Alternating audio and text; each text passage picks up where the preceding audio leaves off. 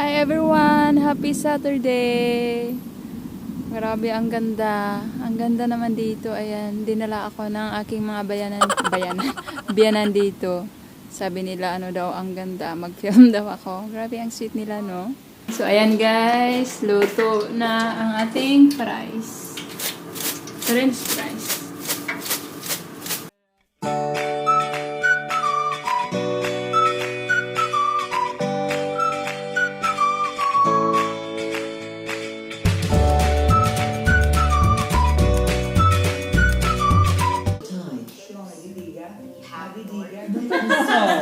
Caused by the tide disappears, the dikes no longer interfere at all with the environment, nor with the economic activities, nor with the exchange of water between the sea and the lagoon, which is the most important thing.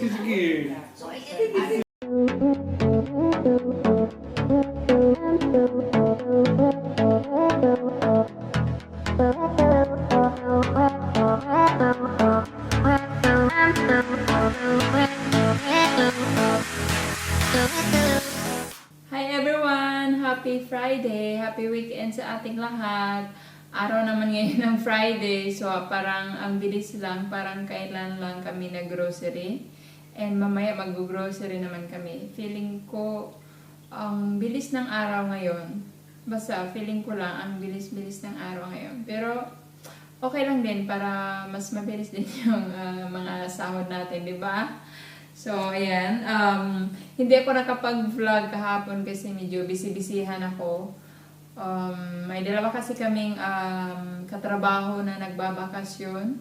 Kasi yun yung vacation time nila dito, June, July, and August. And yung bakasyon namin ni Mr. sa sa August next month. So, abangan nyo yung mga ganap namin. And mamaya magluto ako ng French fries para sa aming dinner.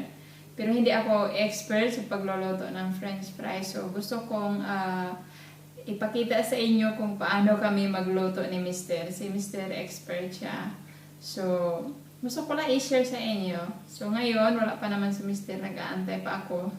Doon pa siya sa work. Maghahanda na lang ako ng potatoes. Magbabalot and mag-slice. Mag-ano na rin ako ng gulay. Para may partner din kami sa aming French fries.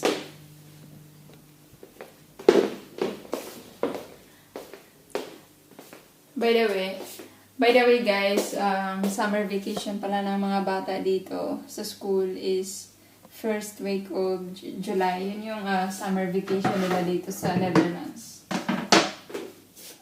So ayan guys, tapos na akong mag-slice ng potatoes. And handa na rin ang aking gulay. And ito ipiprito ko na lang. So, malapit na tayo matapos. So, ayan yung aming dinner tonight. Ayan, binabad ko siya sa malamig na tubig muna kasi wala pa naman si Mr. And, yun, may mais ako dito na i-steam. And ito din sugar snaps. And Baguio beans. Yun yung aming gulay and itong pork chop.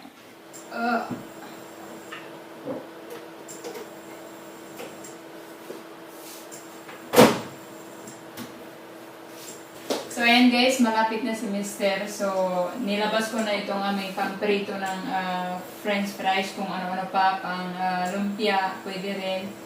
So nakaon na siya and nilagay ko siya sa init na 150 degrees Celsius.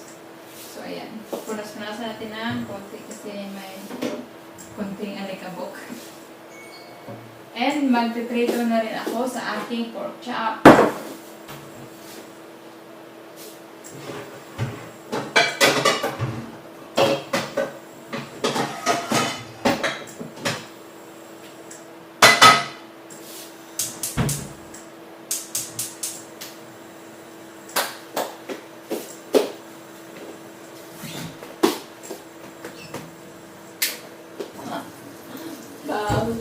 Oh, sorry. How?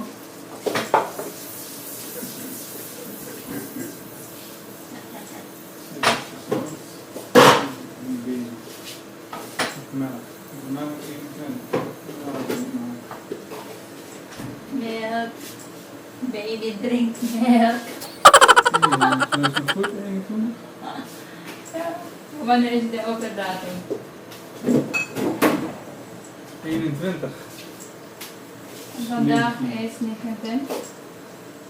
So ayan, meaning nito kapag nag-green na siya, meaning is ready na, sobrang mainit na ang ating mantika.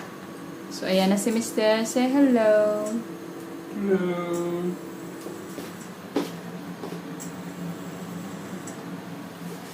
Ayan. Allemaal in één keer? Bedoel je zo gewoon? Het is warm, daarom is hier veel vliegen. Friet zeg ik, veel friet. Ah, echt?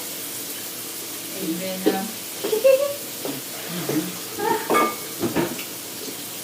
that is weird.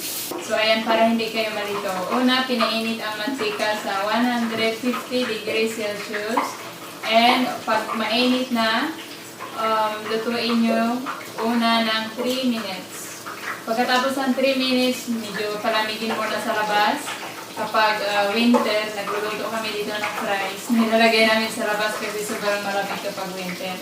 And mga ilang minuto lang, tapos ilagay nyo naman ang iyong temperatura sa pangalawang luto. Pangalawang luto, ilagay nyo ang ganyan. And pangalawang luto, ilagay nyo naman ang temperatura sa 170 degrees Celsius. And lutuin ng mga 3 minutes or 4 minutes. So, yun lang. So, ayan guys. Luto na ang ating fries. French fries. Parang pinalamig lang namin siya after 3 minutes kanina na lutuin.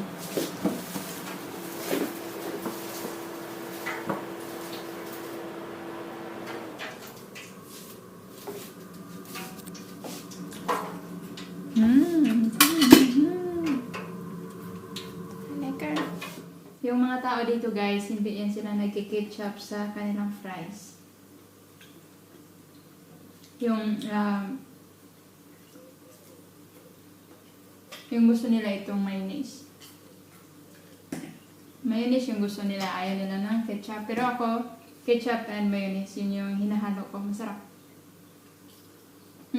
Sarap. Lekker. Ja, Ja. Vind je dit lekker?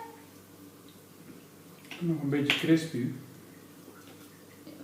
Nee, niet zo crispy, want het is nieuwe aardappel. Daarom.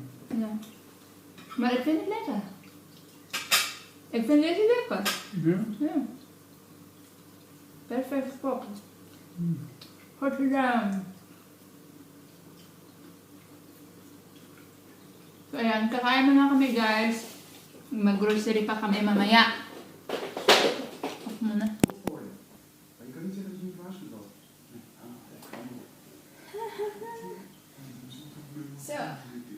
So ayan guys, kakatapos lang namin kumain and hindi kami mag-grocery. Bukas na kami mag-grocery kasi tinamad kami.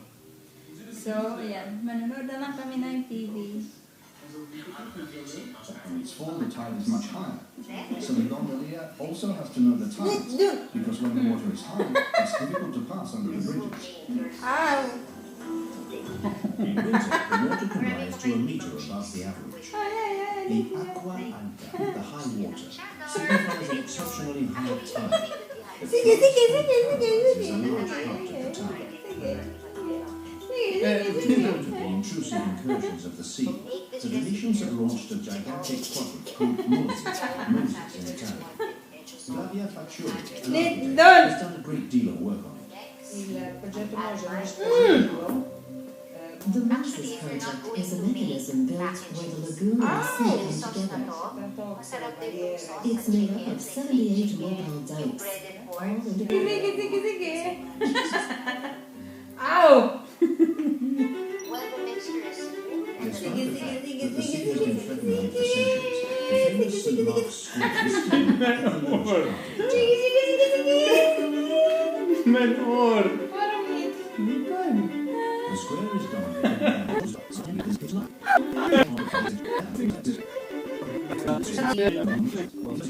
Good morning, everyone. Happy Saturday. Eerst deze schaal voor de rest met steak. Okay. Alright. We are making now our breakfast. Ito yung aming routine sa umaga pag weekend. Kaming dalawa gagawa na aming pagkain.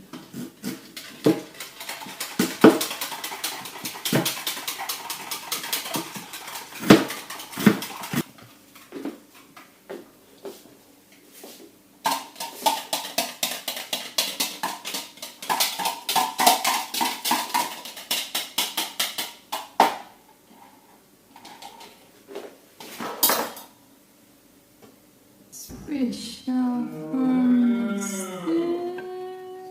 andito ako ngayon sa mga bulaklak. Hindi ko alam kung anong pangalan ng bulaklak na ito, pero kasama ko ngayon ang aking mga biyanan and dinala nila ako dito kasi yung asawa ko tinawagan ng work na may kailangan silang ayusin, may sira. So sumama ako sa aking mga biyanan, uminom kami ng tea and backyard apple. And ngayon dinaan nila ako dito. Grabe ang sweet nila. Ay, ang ganda. Grabe. Ang ganda mag-picture-picture. Kaso parang mag-take sa akin ng picture. Sige, film muna ako. Maraming salamat sa pag-subscribe sa aking channel and sa panonood nyo. Ngayon meron na akong 10,000 subscribers. Salamat! So, film muna ako.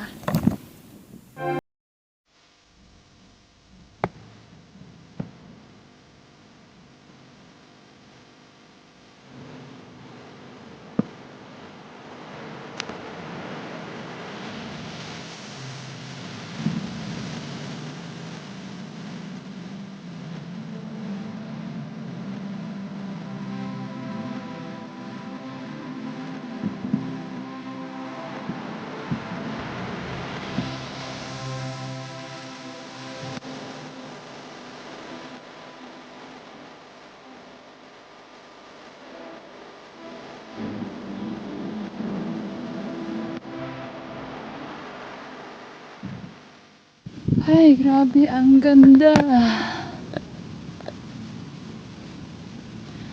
Grabe guys, ang ganda. Gusto ko dito na lang magtambay.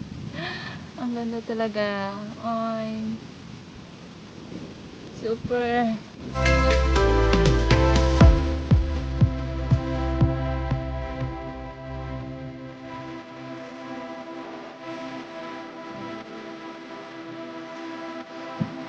Magbababay na ako. Bye, flowers! Bye! So, ayan guys, andito na ako ulit sa bahay. Hinatid ako ng aking mga biyanan and wala si Mr. dito kasi kaninang tanghali, papunta na sana kami ng grocery kasi hindi kami nakapag-grocery kahapon kasi tinamad kami pagkatapos ng dinner. So, pagkatapos namin kanina mananghalian ay mag-grocery na sana kami kasama ang aking mga biyanan. Tapos, noong kakaalis lang namin, mga 10 minutes pa lang or 5 minutes pa lang kami nakaalis dito sa bahay, biglang tumawag yung katrabaho ng asawa ko kung pwede ba daw siyang pumunta doon kasi basta may something na nagka-problema sila. So, ayan, bumalik kami ulit dito sa bahay and sabi ng biyanan ko, punta na lang daw sila sa Taytown. Taytown is parang, Taytown, ano ba yun sa English? Tay Garden. So, ayun. And uminom kami doon ng tea and coffee sa aking mga biyanan and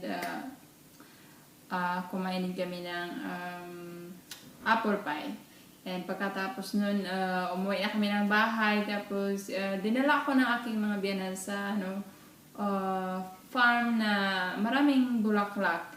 And yun, nakapag-film ako doon. So, sobrang saya. Grabe, nakakatuwa na napaka-supportive nila sa akin. Kahit hindi sila sumasama sa aking mga video, pero talagang tumutulong sila and sinusuportahan nila ako sa aking pag-vlog. So, yan. Siguro bukas na lang kami mag-grocery ni Mr. And sabi ng biyanan kong babae, daw kami bukas.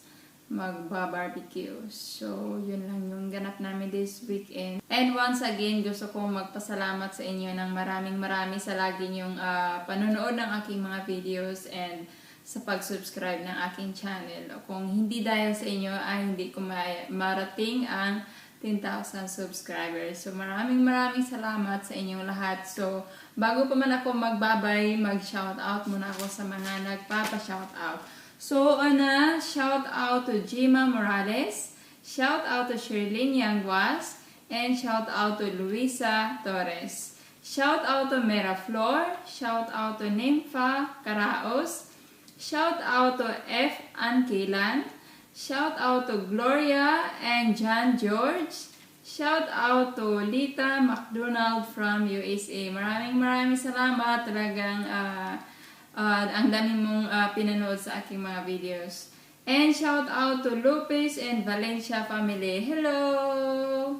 And yun lang yung nagpapa-shout out. So, next time naman ulit shout out. So, maraming salamat and see you on my next video. Paalam! Bye-bye!